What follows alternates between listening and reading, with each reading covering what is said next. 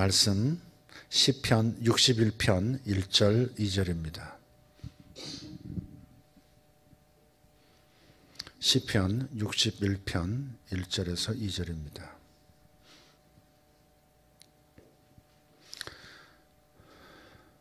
같이 읽겠습니다. 하나님이여 나의 부르짖음을 들으시며 내 기도에 유의하소서. 내 마음이 약해질 때 땅 끝에서부터 주께 부르짖으리오니 나보다 높은 바위에 나를 인도하소서. 아멘.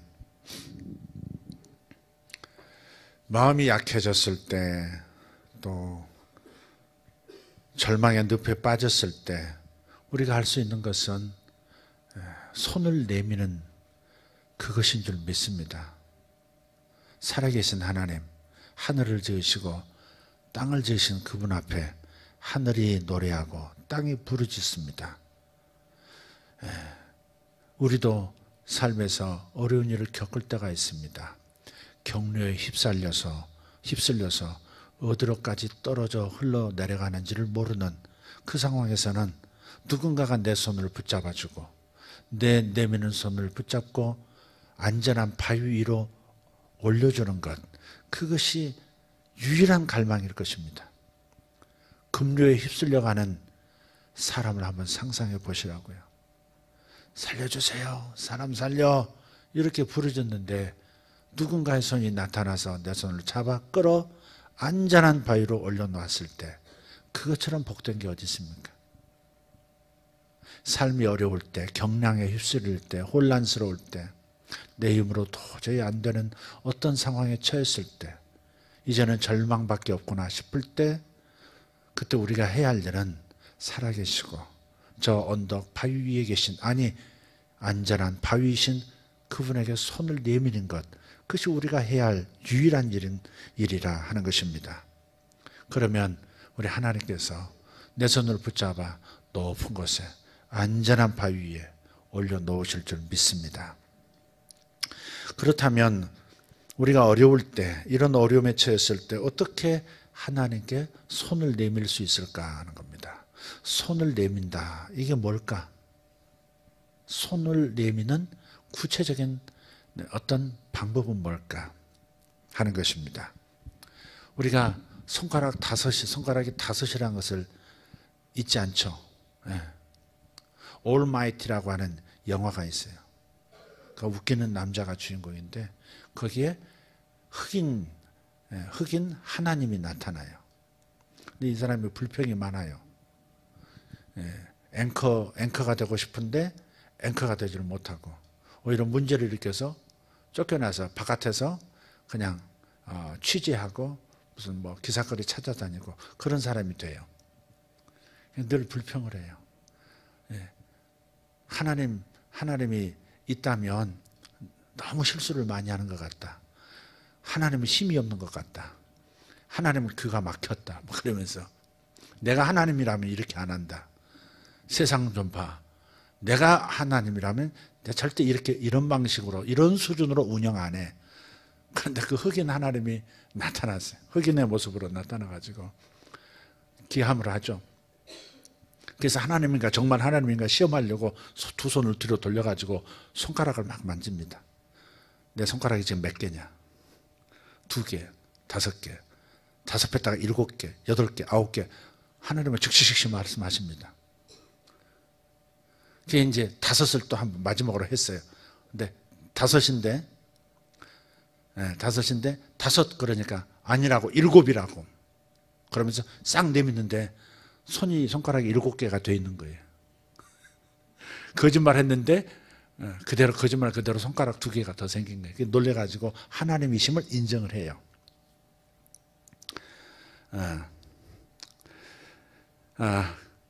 그런데 이 사람 손이 5개라고 하는 것, 사람 손이 5이라는 것을 우리가 꼭 기억하고, 6이면 6손이고 하나가 더 있으면 정말 좀 심각하고.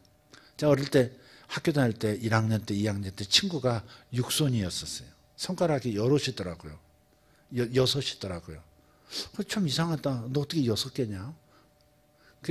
그게 이제 뭐 이상하다, 뭐 증거로 그게 아니라 나하고 다르네? 뭐 그런 수준으로 이제 내가 받아들였던 기억이 있는데, 손가락이 5인 것을 우리가 잊지 않듯이 5가지를 한번 생각해 보도록 하겠어요. 어떻게 하면 하나님께 내 손을 내밀 수 있을까? 내 5손가락으로 5가지 방법을 가지고 하나님께 손을 내미는 방법입니다. 첫 번째는 회상하라는 겁니다.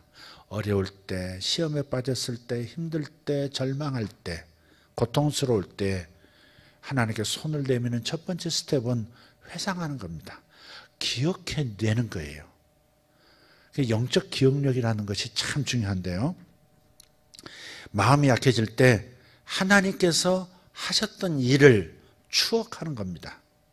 하나님께서 하셨던 일을, 그리고 하나님을 내가 믿고 있는 바를 확인하는 거예요. 믿음을, 신앙을 재확인하는 시간을 가져야 돼요. 그러면 손을 내밀 수 있게 돼요. 시편 143편 4절 6절을 보면 한번 같이 읽어볼까요? 그러므로 내 심령이 속에서 상하며 내 마음이 내 속에서 참담하나이다. 내가 옛날을 기억하고 주의 모든 행하신 것을 읊조리며 주의 손이 행하는 일을 생각하고 주를 향하여 손을 펴고 내 영혼이 마른 땅같이 주를 사모하나이다. 예, 주를 향하여 손을 펴는데 어떤 방식으로? 예, 옛날을 기억하고 주께서 나를 위하여 행해 주신 그 모든 것들을 다시 한번 기억하면서, 그리고 우리 조상들에게 해주셨던, 우리 이스라엘 민족에게 해주셨던 그 위대한 일들을 계속해서 마음에서 입으로 읊조리면서 생각한다는 거예요. 회상하는 겁니다. 다윗이 쓴 시편이죠. 143편은. 다윗은 굉장히 어려움에 처했거든요. 그래서 내 마음이 참담하다는 거예요. 자식이 구테타를 일으켜서 아비된 자신이 자식에게 쫓겨서 예루살렘을 떠나서 도망가는 거예요. 그때 쓰는 글이죠. 자식이 자기를 죽이겠다고 달려드는,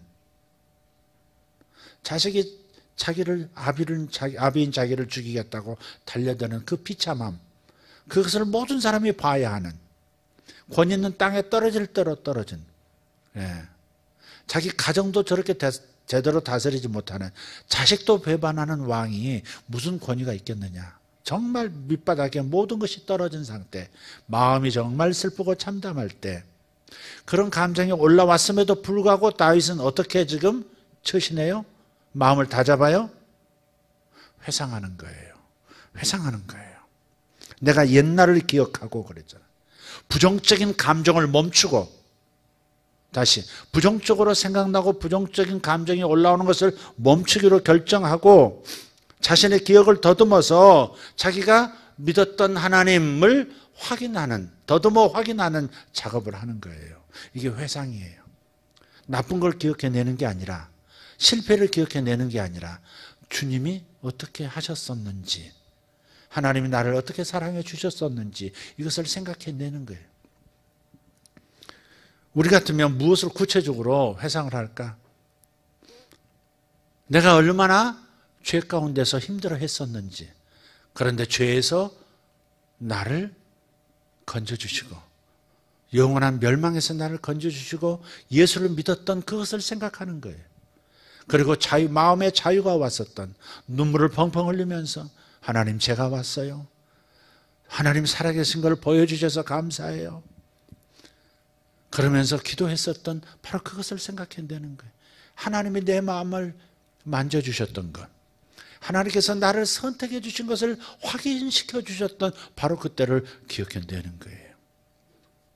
내가 무언가를 필요로 할 때 하나님께서 어떤 방법으로 제때 나에게 공급해 주셨는지, 어떤 기적을 경험했는지, 물과 같았던 내 밍밍한 내 인생을 달리단 포도주처럼 만들어주셨던 그 기억들을 더듬어 찾아내는 겁니다. 하나님께서 나에게 새로운 삶을 어떻게 주셨는지, 어떻게 기도에 대해서 응답해 주셨었는지, 그것들을 기억해내면 일단 성공한 거예요. 부정적인 감정을 멈출 수 있다면, 그리고 새로운 감정이 일어나도록 옛 기억, 아름다웠던 하나님과의 관계를 다시 한번 옛 필름을 꺼내서 내 상상에, 내 생각에 영상기로 돌리면 성공한 거예요. 그래서 첫 번째는 회상하는 거예요. 회상하는 거예요. 어려운 시기에 나를 어떻게 인도해 주셨는지 믿음으로 그분의 선하심을 기억하기를 바랍니다. 시편 77편 8절에서 한번 보십시다. 그의 인자하심은 영원히 끝났는가? 얼마나 힘들면 이렇게 얘기할까? 그의 인자하심은 영원히 끝났는가? 그의 약속하심도 영구히 폐하였는가? 하나님께서 이런 말씀을 주셨었는데, 이런 꿈도 주셨고, 이런 예언의 말씀도 주셨고, 이런 레마의 말씀도 주셨고, 이렇게 감동해 주셨고, 그래서 내가 확신하고 있었는데, 그런데 그 약속, 하나님이 친히 하신 약속도 폐기가 된 건가? 거래가 끝났는가? 하나님은 나를 가치 없다 여기는가? 지금 그런 자기 속에 일어나는 회의적인 감정, 생각을 지금 얘기해요. 먼저 하나님이 그가 베푸실 은혜를 잊어버리셨는가? 하나님이 화나셔서 당신께서 나에게 베푸실 긍휼을, 그 사랑을 그치셨는가 하였나이다. 그리고 셀라 이렇게 나와요. 셀라라는 이제 시를 읊조릴 때 노래로 이렇게 읊조릴 때가 많아요. 노래로, 아카펠라처럼 노래로 이렇게 쭉 해요. 그러면 그 뒤에 셀라 이렇게 붙어요. 셀라가 뭐냐면, 셀라라고 발음하라고 하는 게 아니고 멈추어 서다, 그런 뜻이에요. 여기서 생각을 계속 이어나가지 않는 거예요. 셀라 할 때는 멈춰 서서 다시 생각해, 그런 거예요. 하나님이 나를 잊으셨는가? 나하고 하셨던 약속을 폐기하셨는가? 더 이상 나를 가치 없다 여기시는가? 그래서 더 이상 나를 사랑하지 않으시고 긍휼을 베푸시지 않고 나를 그냥 되는 대로 살아라 던져버리셨는가? 아니에요. 한 호흡 멈추는 거예요. 숨도 멈추고 아니야 하면서 다시 생각하는, 그게 셀라예요. 셀라. 내가 말하기를, 또 내가 말하기를, 이는 나의 잘못이라 지존자의 오른손에 해 곧 여호와의 일들을 기억하며, 뭘 기억해요? 하나님이 하시는 일, 하나님이 하실 일, 하셨던 일, 이런 것들을 기억하며 주께서 옛적에 행하신 기이한 일을 기억하리이다. 할렐루야. 와, 그때 굉장히 신기했었지. 그때 그렇게 나를 공급해 주셨는데 너무너무 기뻤었지. 그런 것을 기억하는 거예요. 또 주의 모든 일을 작은 소리로 읊조리며 주의 행사를 낮은 소리로 되뇌이리다. 저희가 정말 좀 좋지 않은 주인을 만나가지고 빌라를 하나 이렇게 임대를 해서 살고 있었는데, 그냥 5천만 원에 임대했던 그것이 다 날라갔어요. 은행권에 갚지도 않고. 우리 오래되신 분들 다 아시는 얘기예요. 저 오포에서 살 때. 예. 현동이도 아주 애기 때. 미가엘은 이제 갓난애, 이제 막 침 질질 흘리고 그럴 때. 그때 은행에서 그냥 1순위니까 은행에서 다 가져가고 우리에게 올 게 없는 거예요. 어느 날 집달리가 와서 우리 없는 사이에 모든 짐을 다 없애버렸어요. 신학생 때부터 봤던 책들이 쓰레기가 됐더라고. 한 달, 두 달 만에 찾았어요. 어디 있는지 수배해가지고 어디 컨테이너 박스에다가 다 집어넣어놨는데 다 썩어가지고 이불이고 옷이고 뭐 다 버렸어요. 집만 없어진 게 아니고 전세금만 없어진 게 아니고 보증금만 없어진 게 아니라 다 없어져 버렸어요. 거의 25, 6년 전에 20년 전에 5천만 원이면 적지가 않잖아요. 그게 전부였는데 있을 데가 없어가지고 다행히 하나님께서 여기를 매입하게 해가지고, 그때는 이쪽이 복도였었어요. 복도. 여기까지 이렇게 복도였어요. 가려졌었죠. 이 공간으로 들어가가지고 이 공간에서 얼마를 살았나? 그래서 분당에서 제일 넓은 집 중에 하나가 우리 집이었어요. 라면 끓여놓고도 밥 먹어라 현동아 그러면 어디 있는지를 몰라. 저쪽 화장실 2층이다는 7층에 갔는지. 어마어마한 맨션에서 살았어 우리가. 애들 찾으려면. 그런데 어느 날 우리 사랑하는 성도들도 그 담임 목사가 그런 상황이 되니까 참 부끄럽긴 했지만 그 사랑으로 우리가 좀 나서서 좀 도움을 드리자 해가지고 뭐 이렇게 모금 운동도 하시고 하셨는데, 또 이제 외부에 어떤 분이 어느 날 오셔가지고 봉투 하나 주고 가시는데 그 봉투에 한 4천만 원 돈 되는 돈을 놓고 가셨더라. 나중에 보니까 너무 고마운 일이죠. 너무 고마워. 나중에 그분이 목사님 되시고 사모님이 되셨는데, 어제 성도들의 도움도 너무 감사했고, 또 바깥에서 그렇게 도움을 주신 그분들도 너무 감사했고, 그런 일들 생각하면 아무리 바닥에 떨어져도 하나님께서 하나님의 사람들을 통해서 일을 하시더라고요. 하나님의 종들이 있어요. 여호와의 복병이 있더라고요. 어디를 가더라도 꼭 돕는 사람이 있더라고요. 제 청년 때에도 군대를 가도 이상하게 나를 아껴줘서 나를 보호해주는 사람들이 하여간 부대를 옮겨도 거기 있고 저기 가도 거기 있고, 항상 그런 하나님의 도움의 손길이 있더라고요. 연약한 나를 나무라지 아니하시고 부족한 나를 가치없다 하지 아니하시고, 마치 소중한 자기의 친히 낳은 어머니처럼 아버지처럼 저를 돌봐주시는 것을 경험하고 지금도 여전히 그러합니다. 그래서 우리가 생각해야 합니다. 여호와께서 하신 일들을 기억해내야 합니다. 옛적에 행하신 기이한 일들을 찾아내셔야 합니다. 그러면 내 마음에 다시 불이 붙습니다. 믿음에 불이 붙습니다. 주님께 손을 내밀 용기가 생기고 하나님께 도움을 청할 수 있는 그런 소망이 생겨요. 할렐루야. 셀라. 부정적 감정이 여러분의 마음을 차지하고 절망스럽고 방법이 없고 길이 없는 것처럼, 그래서 모든 걸 내려놓고 싶을 때 셀라, 멈추어라. 멈춰 서서 다시 생각하라. 옛일을 기억해내라. 이게 오늘 메시지예요. 하나님이여 나의 부르짖음을 들으시며 내 기도에 유의하소서. 내 마음이 약해질 때, 오늘 본문이죠. 내 마음이 약해질 때 나보다 높은 바위를 향해서 손을 내밀고 구원받게 하소서. 그런데 회상이 바로 그 길을 연다 하는 겁니다. 자, 두 번째는 먹으라입니다. 먹이라가 아니라 먹으라. 먹이라도 괜찮습니다. 내가 나를 먹이는 것도 뭐 먹는 거니까 먹으라. 먹이라. 몸을 지탱하기 위해서 음식이 필요하죠.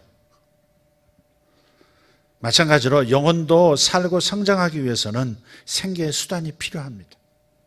나는 몸만 있는 존재가 아니에요. 영혼도 있어요. 몸은 반드시 영양소를 공급하는 음식을 섭취해야 합니다. 마찬가지 영혼도 살고 더 성장하고 건강하기 위해서는 반드시 생존을 위한 어떤 공급 라인이 있어야 합니다. 그래서 정기적으로 먹지 않는다면 몸은 피곤해지고 아프게 되죠. 역시 영혼도 속 사람이 음식을 먹지 않을 때 지치고 그리고 쇠해집니다. 그래서 나의 영에 필요한 음식을 위해서 하나님을 갈망하셔야 합니다. 내 영혼의 음식은 하나님께로부터 옵니다. 아멘. 내 영혼의 갈망, 내 영혼의 에너지는 오직 주님이 친히 주실 수밖에 없어요. 시편 23편 5절을 보면 이렇게 말씀해요. 같이 읽을까요? 주께서 내 원수의 목전에서 내게 상을 차려주시고 기름을 내 머리에 부으셨으니 내 잔이 넘치나이다. 할렐루야. 다시 한번. 주께서 내 원수의 목전에서 내게 상을 차려주시고. 아멘. 우리는 인생을 살 때 두려움의 골짜기로 들어갈 때가 있어요. 그죠? 시험의 골짜기를 통과할 때가 있어요. 낙심의, 절망의, 죽음의 골짜기를 통과해요. 그래서 내 삶의 원수예요. 내 삶의 장애물이에요. 이런 원수들의 목전에서 갑자기 하나님, 원수들과 내 사이에 치고 들어오셔서 갑자기 내 편을 향하여 얼굴을 돌리시고 몸을 돌리시고 그리고 커다란 식탁을 펼치시고 흰 천을 식탁이 확 펼치실 때 저 적들이, 저 죽음, 절망, 두려움, 후회, 이러한 죽음의 그림자가 그 흰천이 휙 날리는 순간에 다 사라지는 것처럼 느끼게 돼요. 주님은 내가 절망할 때, 내가 가장 힘들 때에도, 가장 약할 때에도 갑자기 들어오세요. 그러셔서 상을 베푸시고 음식을 차려서 같이 먹자 이렇게 말씀하시는 거예요. 이것은 고대 세계에서 동맹을 맺을 때 상을 차리는 거예요. 동맹을 맺을 때. 근데 전능하신 그분이 도저히 이겨낼 수 없는 죽음의 원수, 두려움의 원수 앞에서 내 편이 되어주시는 동맹의식을 베풀어 주시는 거예요. 갑자기 하나님께서 나타나셔서 주님이 개입하셔서 내 마음에 영혼의 음식을 공급하시는 거예요. 말씀을 공급하시고 성령의 은혜를 부으시는 거예요. 그것은 적들에게는 공포요 두려움입니다. 하나님께서 내 편이 되어주시는 순간 내 삶을 이용해서 나를 무너뜨리려 했던 사탄의 모든 세력들은 두려워 떨게 되어 있습니다. 그것이 이 표현이에요. 주께서 내 원수의 눈앞에서 나에게 상을 차려주시고 기름을 내 머리에 부으셨으니, 기름을 붓는다는 건 권능을 부어주는 거예요. 이길 수 있는 권능을. 내 잔이 넘치나이다. 내 잔이 넘치나이다. 내 잔이 넘치나이다. 아멘. 앞이 생각이 안 나서 뒤만 했습니다. 그래서 이런 주님께서 원수의 목전에서 상을 베풀어 주시고 내가 네 편이야. 그러니 염려하지 마. 너는 나만 믿어. 내가 승리할 거야. 그렇게 해 주실 때, 그럴 때 우리의 마음속에 이런 마음이 생기죠.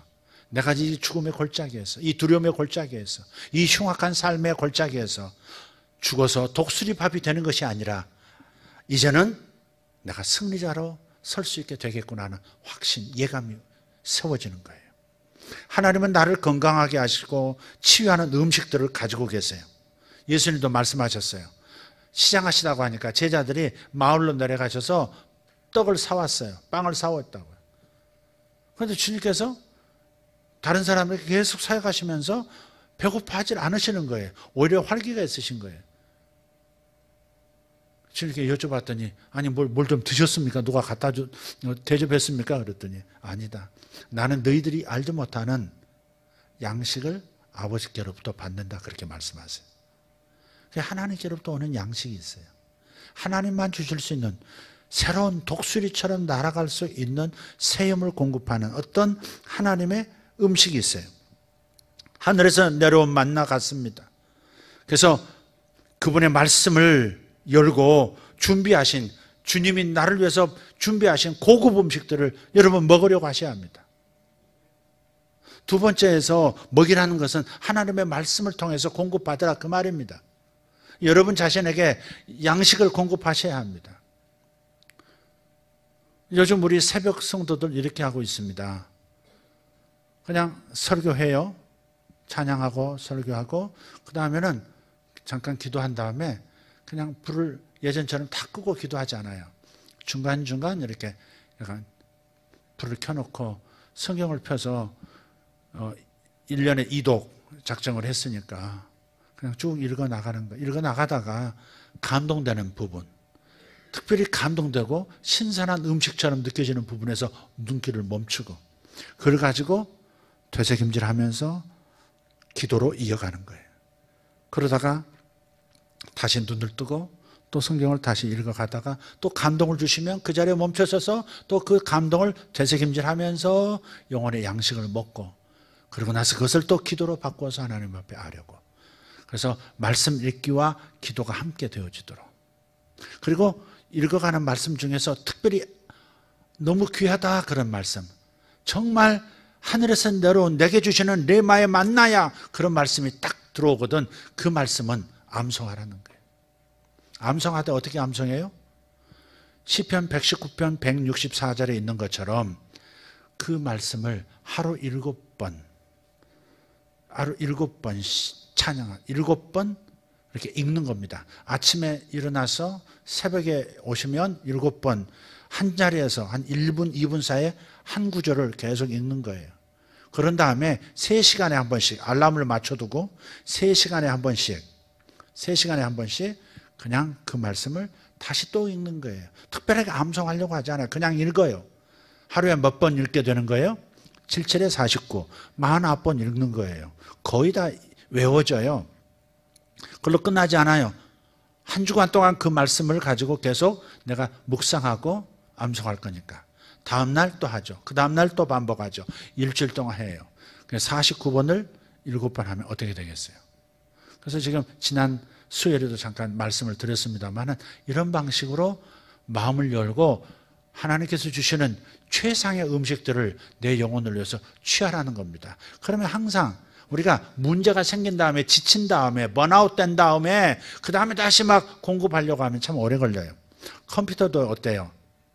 핸드폰도 어때요? 완전히 배터리가 나간 다음에 충전시키면 금세 쓸 수가 없어요. 좀 한참 어느 정도는 기본이 깔린 다음에야 다시 사용할 수 있죠. 그러니까 바닥까지 내려가지 말고 완전히 바닥까지 내려가지 말고 마음이 정말 절망에 이르지 말고 그 전에 그런 일이 있기 전에 우리가 평상시에도 영혼의 공급을 지치지 않고 쇠하지 않도록 말씀을 열어서 좋은 음식들을 내다 먹으라 이 말이에요. 영혼의 음식은 하나님의 말씀입니다. 할렐루야.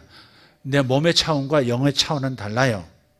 몸의 차원은 보이는 것에서 계속해서 추구하는 거예요. 그러나 영혼은 보이지 않는 세계에서 더 높은 것, 더 영원한 것, 더 먼 미래까지 내다보면서 필요로 하는 생각이 들어와야 돼요. 그게 하나님의 말씀이에요. 하나님의 말씀을 공급받으면 땅에서 지금 미진한 부분이 있고 장애물이 나타났어도 크게 흔들리지 않습니다. 하나님의 말씀만 있으면 큰 평안이 있고 장애물들을 너끈히 넘어갈 수 있는 것이죠. 그러니까 평상시 하나님의 말씀을 끊임없이 공급받을 수 있는 라인을 여러분이 개설하셔야 합니다. 공급 라인을 까시면 그러면 공급이 일어나요.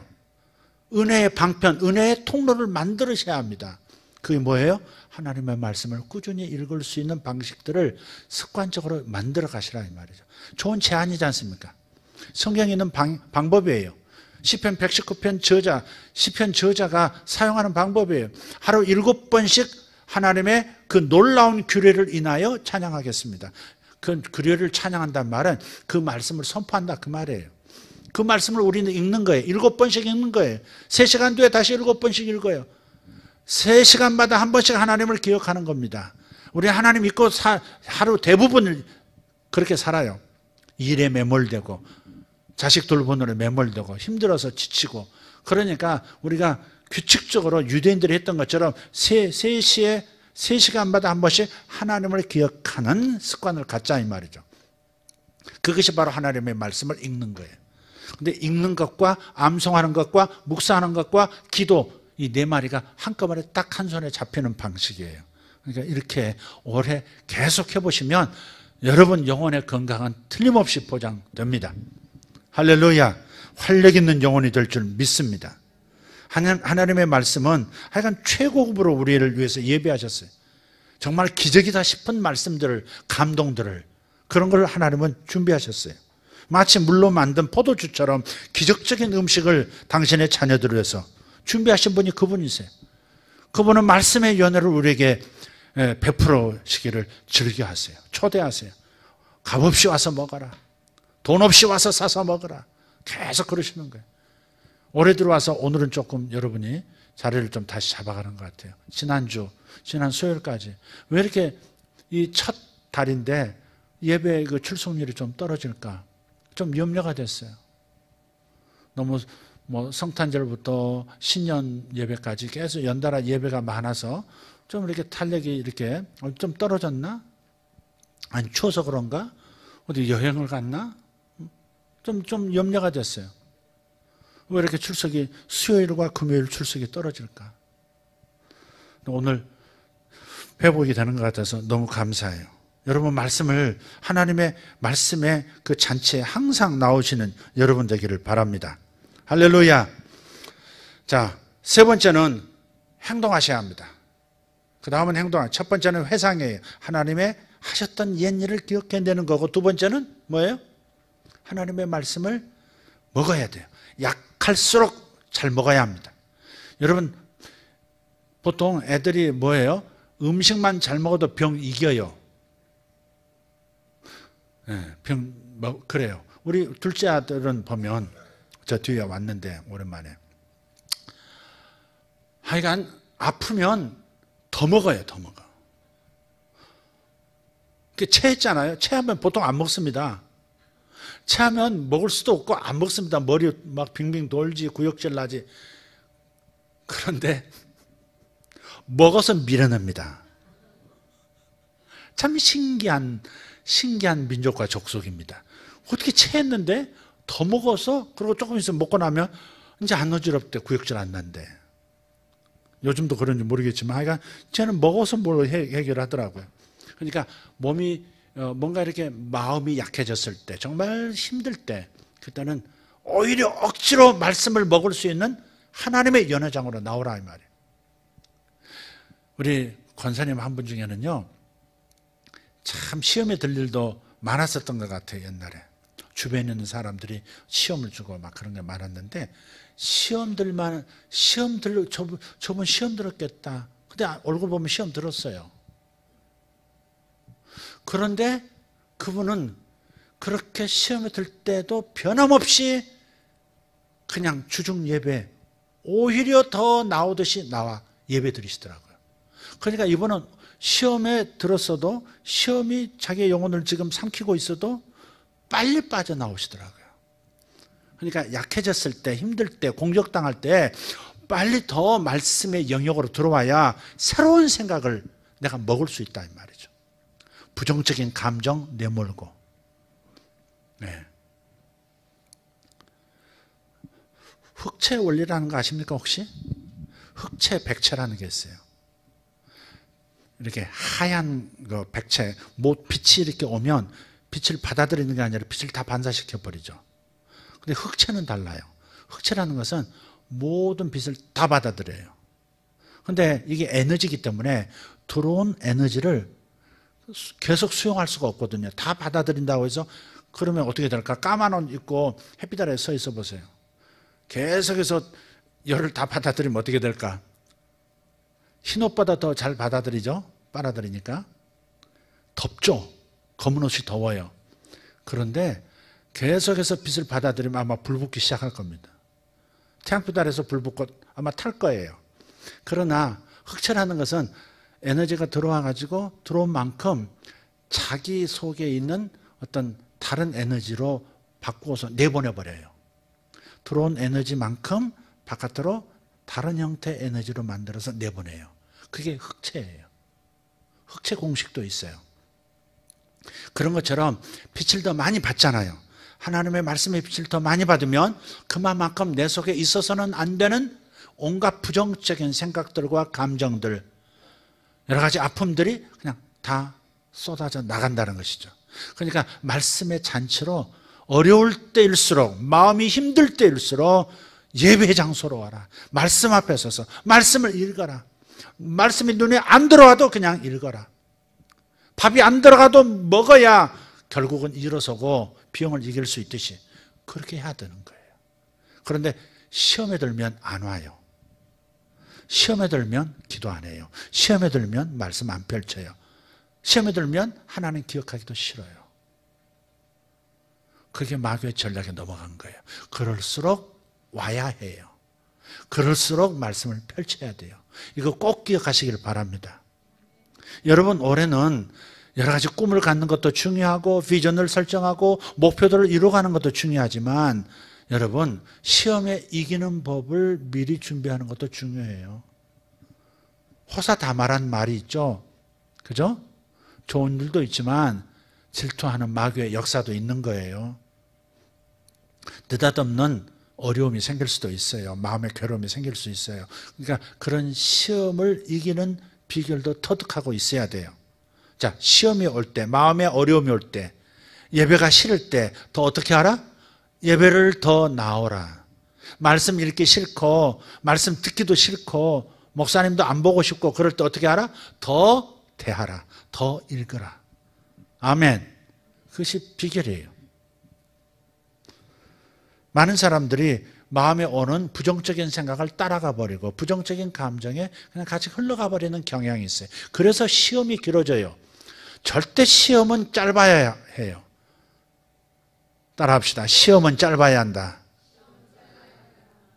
누가 미워져가지고 시험이 들면요, 그 미움을 버리기 싫어해요.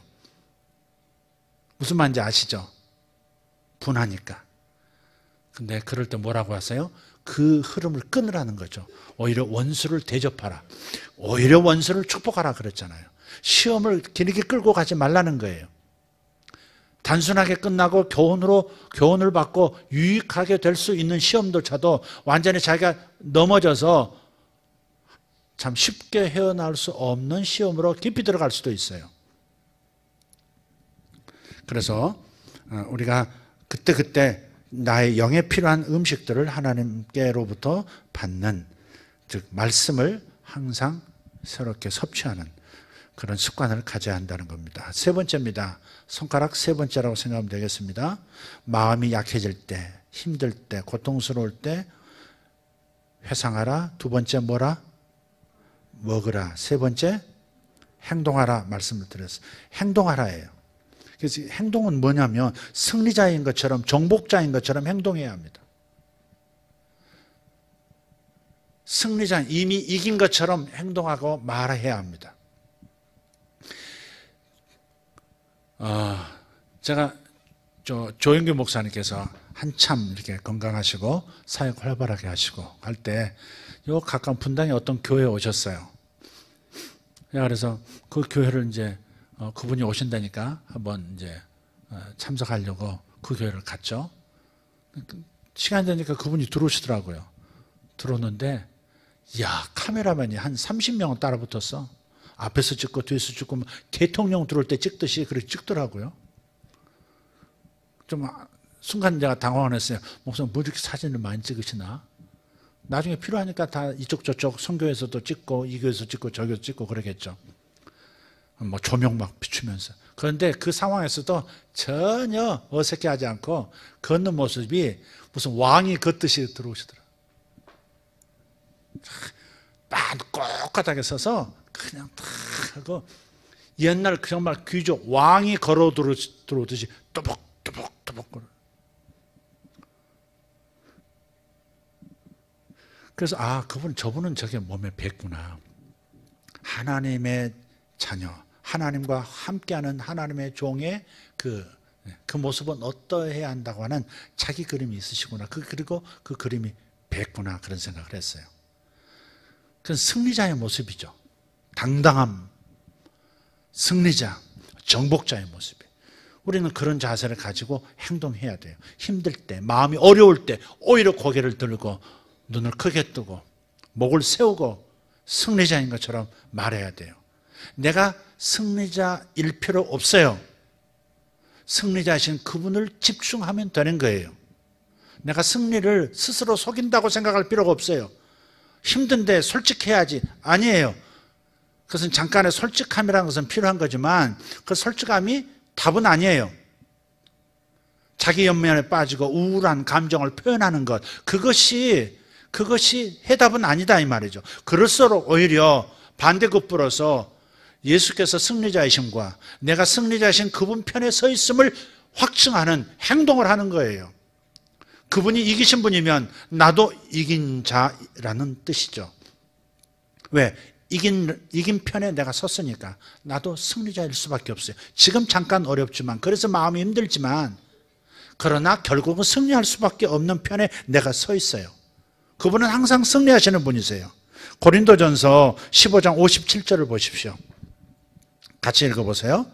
우리 주 예수 그리스도로 말미암아 우리에게 승리를 주시는 하나님께 감사하노니. 승리자이신 그분께서 내 안에 계시고 내 안에 계신 그분이 승리자이시기 때문에 나도 결국은 승리자가 될 수밖에 없다. 이런 당당함, 그런 믿음, 그런 확신 속에서 내가 행동해야 한다 이 말이에요. 패배자처럼 말하지 말고 인생이 끝난 것처럼 말하지 말고 그분이 승리자이신 그것에 집중하세요. 그러면 되는 거예요. 내가 승리자처럼 느껴야 할 필요는 없어요. 이것은 감정에 치우치면 안 돼요. 승리자처럼 느껴지지 않는데 어떻게 승리자처럼 행동하란 말이에요. 이건 위선이지 않습니까? 그런 생각에 속지 말라고요. 느낌을 따라가지 말고 승리자라는 그 사실, 진리에 여러분이 서야 합니다. 아멘? 내가 승리자처럼 느껴야 할 필요가 없다. 승리자는 그분과 함께 나는 이미 승리자라는 사실을 고백하는 것, 그게 중요한 것이다. 그러면 승리자의 느낌도 따라오게 돼 있다.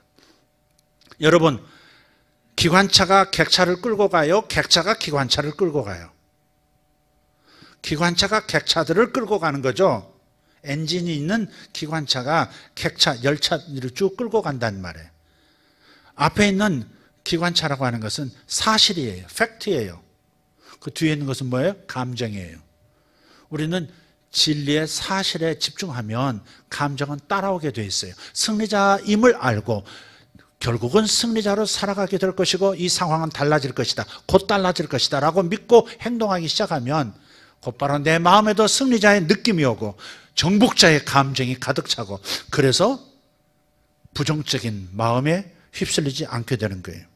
그러니 마음이 약해질 때 승리자처럼 행동하시기를 예수 이름으로 축복합니다. 로마서 8장 37절 말씀 시작. 그러나 이 모든 일에 우리를 사랑하시는 이로 말미암아 우리가 넉넉히 이기느니라. 사랑하시는 그분 때문에 이기는 거예요. 내 자신이 승리자일 필요 없어요. 그분이 승리자이시고 승리자는 그분이 그분 편에서 나를 위하여 일하심으로 나도 넉넉하게 승리자가 되는 것. 이것이 하나님의 결론이에요. 반드시 승리자 위치로 가도록 되어 있습니다. 그러니 약해지지 말라 이 말이에요.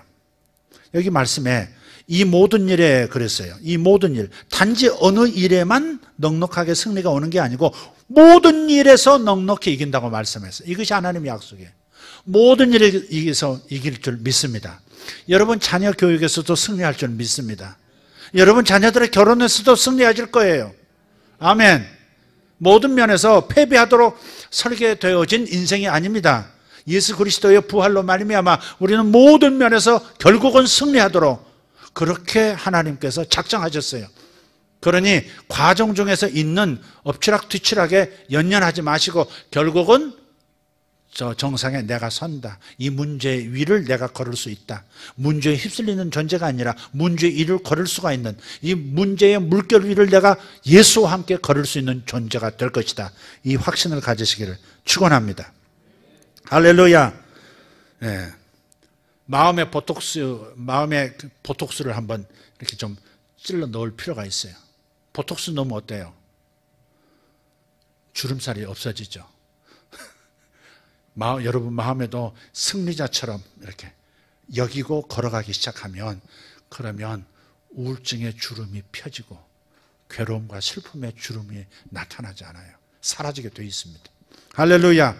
네 번째는 도움을 청하셔야 합니다. 구체적으로 이제 도움을 청하셔야 돼요. 여기까지는 내가 내 마음으로 준비해야 돼요. 마음으로 믿고 기도하면 그대로 되리라 그랬어요. 따라합시다. 마음으로 믿고 기도하면 그대로 되리라. 그러니까 먼저는 마음으로 믿는 게 중요해요. 마음을 준비하는 게 중요해요. 그래서 회상하라는 거예요. 그래서 승리자인 것처럼 행동하라는 것이고 또 뭐예요? 그래서 자신을 하나님의 말씀으로 먹여서 팽팽하게 에너지로 가득 채우라는 말씀을 한 거예요. 이게 바로 믿는 거예요. 믿고 기도하면 그대로 되리라 그랬어요. 그러니까 기도가 먼저가 아니고요. 먼저 믿는 것이 중요합니다. 내 마음이 믿음으로 꽉 차는 게 중요한 거예요. 그런 다음에 말로 표현하면 그것이 그대로 되어지는 거예요. 항상 하나님 나라의 원리, 하늘의 자원을 사용하는 방법은 마음으로 믿고 그 다음 기도하는 거예요. 믿음 없이 기도하는 게 아니라 마음으로 믿고 기도하면 그대로 되리라. 이 원칙을 잊지 마시기를 바라요. 그래서 네 번째는 도움을 청하는 거예요. 기도하는 거예요. 사적 장소, 비밀의 장소로 가셔서 하나님께 손을 내미십시오. 다른 게 없어요. 크게 부르짖으면 되는 거예요. 아니면 그분에게 간절히 요청하면 되는 거예요. 시편 34편 17절 18절 시작. 의인이 부르짖음에 여호와께서 들으시고 그들의 모든 환난에서 건지셨도다. 여호와는 마음이 상한 자를 가까이 하시고 충심으로 통회하는 자를 구원하시는도다. 여러분, 그것이 죄의 문제가 되었던, 죄로 인해서 생긴 삶의 어려움이든 아니면 예기치 않은 어려움이든 간에, 그래서 마음이 힘들지라도, 이유가 무엇일지라도 여러분이 해야 할 일은 그냥 그분과 만나는 장소에서 그분에게 도움의 손을 내미는 겁니다. 기도하는 거예요. 그러면 역사하시는 거예요. 할렐루야. 지치신 분들 다시 주님께 기도 시작하시기를 바랍니다. 마지막 한 가지, 더 나은 날을 기대하셔야 합니다. 더 나은 날을 기대하라. 희망 혹은 소망은 하나님께 도움을 청하는 데 매우 중요합니다. 소망이 없으면 안 돼요. 히브리서 6장 19절 말씀 시작. 우리가 이 소망을 가지고 있는 것은 영혼의 닷 같아서 튼튼하고 견고하여 휘장 안에 들어가나니. 아멘. 소망이 뭐라고요? 영혼의 닷이래요. 배에서 묵직하게 쇠사슬에 묶여서 주르륵 내려가는 그 닷이 바닥을 딱 이렇게 바닥에 내려가서 땅에 고정이 안 되면 배가 표류합니다. 길을 잃어버려요. 반드시 정박할 때는 어때요? 바다 한가운데서 정박할 때는 닻을 내립니다. 그냥 어부들이 모르게, 선장이 모르는 사이에 흘러가지 않도록 반드시 닻을 내려요. 그래서 소망이 있다는 것은 영혼을 위한 닻이에요. 희망은 영혼의 닻이에요. 이것이 없으면 표류하고 길을 잃습니다. 그래서 만약에 사탄이 우리 신자들에게서 한 가지를 훔치려 한다면 그것은 희망일 겁니다. 희망을 뺏어버리면 희망을 가져가. 여러분, 옛날 그리스 신화, 로마 신화에도 보면 판도라의 상자가 있잖아요. 판도라. 절대 세상에 풀려나와서는 안 되는 어떤 것들이 그 안에 있는데 절대 열어보지 말라고 했는데 그게 열려버리잖아요. 열려서 그 모든 세상을 어지럽게 하고 혼란하게 하는 모든 것들이 온 천지에 흩어져서 세상이 어지럽게 됐어요. 그래도 그 판도라의 상자를 만들었던 그 신이 그렇게 얘기하죠. 그 속에 바닥을 읽어보라고. 판도라 상자 안에 뭐가 있어요? 바닥에 글이 쓰여 있어요. 희망. 희망이 있으면 이 모든 혼란스러움들도 결국은 다 다시 쓸어 담을 수 있다는 게. 우리 삶이 아무리 혼란스럽고 그래서 마음이 힘들어도 방법이 없는 것 같아도 소망만 잃지 않으면, 주님을 향한 소망만 잃지 않으면 때가 이름에 모든 것이 합력하여 선을 이루어 그 상자 안으로 다 들어와 버리게 되는 것입니다. 할렐루야. 그래서 더 나은 삶이 있을 것이라는 희망을 꼭 하나님께 두시기를 바랍니다. 우울증은 절망을 먹고 살아요. 여기 우울증 손 들어보세요. 혹시 우울증 계신가요? 네. 우울증은 절망을 먹고 살아가요. 그래서 우울증 있는 분들은 긍정적인 생각이 없어요. 절망스러운 생각만 해요. 그러니까 방법이 없다고 생각하고 그냥 뛰어내려 버리기도 하고 일을 저지르는 거예요. 우울증은 절망을 먹고 삽니다. 절망이라는 음식을 우울증에게 공급해서는 안 됩니다. 오직 줄 것이 있다면 희망입니다. 희망이 없으면 사람은 자기 연면에 빠지고 자기가 늘 불쌍하고 남들은 나를 알아주지 않은 것 같고 남들은 나를 인정해 주지 않은 것 같고 자꾸 그런 생각에 우울해져요. 절대 우울증을 먹여서는 안 됩니다. 우울증을 먹여서는 안 됩니다. 흰개 검은개 얘기하시죠? 흰개 검은개. 알래스카에 저쪽에서 마을마다 두 마리 개를 데리고 다니면서 개싸움을 시키고 돈을 걸게 해요. 어떤 개가 이기겠는가. 주인이에요. 흰개의 주인도 검은개의 주인도 한 사람이에요. 그래서 사람들이 이제 돈을 걸게 만들어요. 근데 이상하게 주인이 검은개에 걸면 검은개가 이기고요. 흰개에 걸면 흰개가 이기는 거예요. 그 사람이 항상 돈을 따고 돈을 많이 버는 것을 이상하게 여긴 사람이 그 사람이 마을을 돌아다닐 때 따라다닌 거예요. 그래서 이제 물었어요. 당신은 이렇게 돈을 많이 버시는데 어떻게 해서 아무리 당신 개지만 걔들이 뭐 먼저 협의하고 오늘은 네가 이겨 내가 질게 그렇게 하는 게 아닐 텐데 어떻게 해서 당신이 돈을 걸면 그 개가 이깁니까 했더니 나는 이기게 할 놈에게는 밥을 먹이고 지게 할 놈에게는 밥을 안 먹인대. 힘이 없으니까 못 이기지. 그런 거예요. 내 속에 두 마리 개가 있다면 여러분 절대 우울이 있다면 우울에게는 절망이라는 음식을 먹여서는 안 돼요. 오히려 희망을 먹여서 우울증이 떠나가도록 만들어야 하는 겁니다. 할렐루야. 절대 자기 연면에 빠지지 않도록 자기 영혼을 붙들어 줘야 돼요. 시편 42편 5절입니다. 시편 42편 5절 시작. 내 영혼아 내가 어찌하여 낙심하며 어찌하여 내 속에서 불안해하는가. 너는 하나님께 소망을 두라. 그가 나타나 도우심으로 말미암아 내가 여전히 찬송하리로다. 아멘. 소망을 잃지만 않으면 영혼에 다 소망을 놓치지만 않으면 하나님의 때가 이름에 하나님이 나타나셔서 여러분을 친히 도우시고 웃게 만드시고 영광 돌리게 만드실 줄 믿습니다. 손을 주님께 내미십시오. 주께서 여러분을 더 높은 곳으로 올려주실 것입니다. 방법은 첫째, 하나님이 하셨던 옛 기억을 되살려 회상하라. 두 번째, 자신의 영혼을 먹이라. 승리자처럼 세 번째, 행동하라. 네 번째, 하나님께 구하라. 도움을 청하라. 다섯 번째, 더 나은 미래가 있다는 것을 소망을 잃지 말아라. 할렐루야. 기도하겠습니다. 하나님 감사합니다. 오늘 우리에게 주님께 손을 내밀라고 말씀하시니 감사합니다. 아버지 다섯 손가락을 볼 때마다 내가 약해졌을 때 내 손가락을 펼쳐서 하나님께 손을 내미는 믿음의 행동을 하겠습니다. 주님, 우리 성도들이 올 한 해 살아가면서 마음이 약해졌을 때, 삶이 너무너무 힘들 때 반드시 오늘의 말씀을 기억해내고 다시 열어 하나님 그 엄청난 괴로움의 구덩이에서 신속하게 빠져나오는 아름다운 경험들이 있게 하여 주옵소서. 주님 감사합니다. 오늘 기도할 때도 하나님 임재하셔서 하나님의 말씀으로 우리를 먹이시고 좋은 기억들이 떠오르게 하여 주시옵소서. 하나님이 내게 역사하셨던 아름다운 이야기들이 다시 한번 생생하게 떠오르게 하여 주시옵소서. 그래야 내 믿음에 다시 한번 불이 붙는 역사가 있게 하여 주시옵소서.